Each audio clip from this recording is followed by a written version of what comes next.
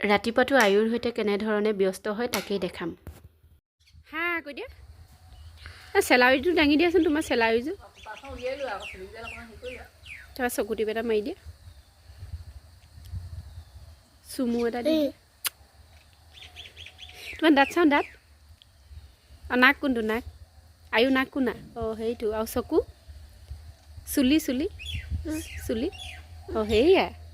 সেইখন কি পিন্ধি আছানো আজি তুমি? কি পিন্ধি আছা? জয় জুবিন দা কৈ দিয়াচোন, আকৌ কোৱা জয় জুবিন দা।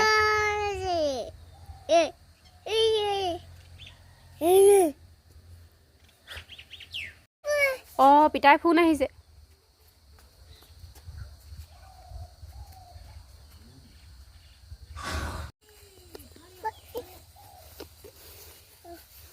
ই মাৰি দিওঁ দিয়া মই।